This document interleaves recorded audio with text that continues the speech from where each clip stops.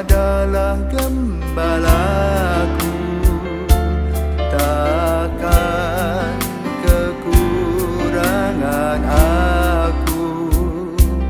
Ia membaringkan aku di padang berumput hijau.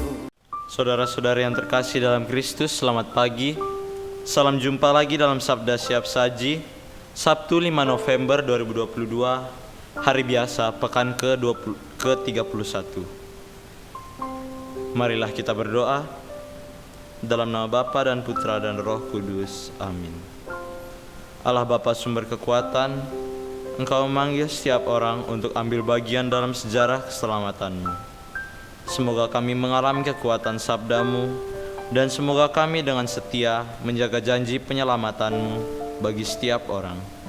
Dengan pengantaraan Tuhan kami Yesus Kristus, Putramu yang hidup dan berkuasa, bersama Dikau dalam persatuan Roh Kudus, Allah sepanjang segala masa. Amin. Inilah Injil suci menurut Lukas. Yesus berkata kepada murid-muridnya, "Ikatlah persahabatan dengan mempergunakan mamon yang tidak jujur, supaya jika mamon itu tidak dapat menolong lagi, kalian diterima dalam kemah abadi. Barang siapa setia dalam perkara-perkara kecil, ia setia juga dalam perkara-perkara besar. Dan barang siapa tidak benar dalam perkara-perkara kecil, ia tidak benar juga dalam perkara-perkara besar. Jika kalian tidak setia mengurus mamon yang tidak jujur, siapakah yang akan mempercayakan harta sejati kepadamu? Seorang hamba tidak mungkin mengabdi dua tuan, karena jika demikian, ia akan membenci yang seorang dan mengasihi yang lain, atau ia akan setia kepada yang seorang dan tidak akan mengindahkan yang lain. Kalian tidak dapat mengabdi kepada Allah dan kepada mamon." Semuanya itu didengar oleh orang-orang Farisi, hamba-hamba uang itu, dan mereka mencemoohkan Yesus. "Kalian membenarkan diri di hadapan orang, tetapi Allah mengetahui hatimu, sebab apa yang dikagumi manusia dibenci oleh Allah." Demikianlah sabda Tuhan. Terpujilah Kristus. Ikatlah persahabatan dengan mempergunakan mamon yang tidak jujur, supaya bila mamon itu tidak dapat menolong lagi, kalian diterima dalam kemah abadi. Ayat ini sering menjadi pertanyaan banyak orang. Bagaimana mungkin jika kita mengikat persahabatan dengan mamon, apalagi dengan mamon yang tidak jujur, sehingga kita bisa diterima dalam kemah abadi? Mamon secara umum diartikan dengan uang. Meskipun uang bukan segala-galanya, tetapi realitanya segala sesuatu umumnya membutuhkan uang.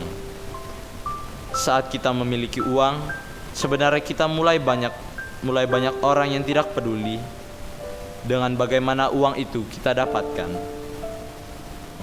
Umumnya orang lebih peduli bagaimana relasi persahabatan itu tetap dibangun dan dipertahankan. Maka memiliki mamon adalah sebuah kesempatan untuk memperoleh mamon yang lebih besar lagi, baik secara bertanggung jawab atau menghalalkan segala cara supaya mendapat keuntungan yang sebesar-besarnya. Pada akhirnya, bagaimana menggunakan mamon yang tidak jujur atau menggunakan mamon yang jujur atau tidak jujur tergantung kembali kepada pemiliknya. Lewat perumpamaan ini, Tuhan tidak mendorong kita untuk mendapatkan mamon yang tidak jujur itu, tetapi yang diminta adalah supaya kita menjadi cerdas bahwa pribadi yang terjebak dengan mamon yang tidak jujur menggunakan kesempatan yang mereka miliki dengan sebuah persahabatan yang faktanya juga membutuhkan mamon. Di balik mempergunaan mamon yang tidak jujur dalam persahabatan ini, tersirat bagaimana pemiliknya menggunakan dengan penuh kemurahan hati dan berbelas kasih.